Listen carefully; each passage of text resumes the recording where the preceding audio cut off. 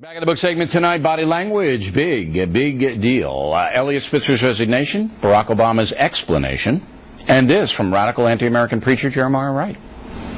The government gives them the drugs, builds bigger prisons, passes a three-strike law, and then wants us to sing God Bless America? No. Not God Bless America. God damn America. That's in the Bible for killing innocent people. God damn America for treating us citizens as less than human. All right.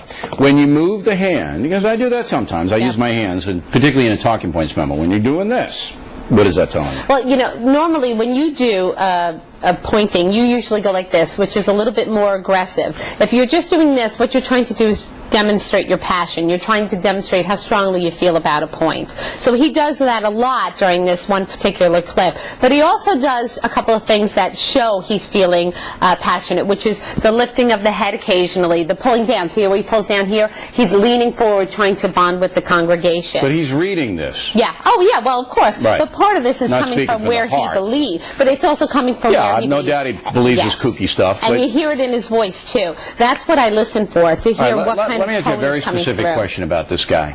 Is this guy taken with his own power? Is he making power gestures, all right, and enjoying the power that he has right at the moment? I think most preachers do that. No, I want to know him. Well, you know, I can't tell you him because this one clip doesn't give me enough information because he is reading. So I can't tell you if he's enjoying the power, but I do know that as he's doing this, this is coming across as dominant, straightforward, powerful. See, I'm not a body language expert, right. But when I watch this guy, and I've seen all his clips now, he loves this. Yeah. He loves it. It's about him. It ain't about the congregation or what he's saying. This is about him being in a position where everyone's focusing He's got the on power. him. You see? Yeah. That's what I'm taking away from it. Right. All right. Enough of him. Let's come back. Barack Obama put in a very difficult position. Now he's going to make another big speech tomorrow, and we're going to have full coverage tomorrow night and on the radio. Here is one of his myriad of explanations. Roll it. I think that the statements that have been strung together are compiled out of hundreds of sermons that he delivered over the course of his lifetime.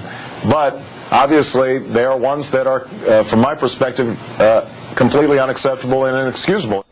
Right, he's tilted to the left. Right. You see? Yeah. Now, does that mean anything? It doesn't. I'll tell you why. Obama does much better when he's standing up. He's very passionate when he stands up. As he sits down, he becomes very stilted. You could see it in the head because it doesn't move that much. The arms don't move as much.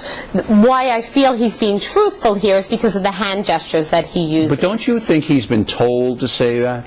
Isn't this a rehearsed answer? Well, any speech is going to be rehearsed. But this isn't a speech. This is an interview. You can't rehearse your hand gestures, though. Someone isn't saying to him, open your hands when you say this. Okay. You know, so when he talks about, he's given hundreds of speeches, the hands go out, which demonstrates to me that this is forthcoming. He's being honest. But his body language is completely stilted in a seated position. So he believes that the totality of what the preacher says overrides the terrible rhetoric that the media has focused on. He believes that when he talks about, I believe that this is hundreds of sermons that we're picking clips of. The hands going outward tell me that is what he believes. That makes sense. All right, Elliot Spitzer, as everybody knows, was shamed into resigning. Roll the tape. From those to whom much is given, much is expected. I have been given much: the love of my family, the faith and trust of the people of New York, and the chance to lead the state. I am deeply sorry that I did not live up to what was expected of me. To every New Yorker and to all those who believed in what I tried to stand for, I sincerely apologize.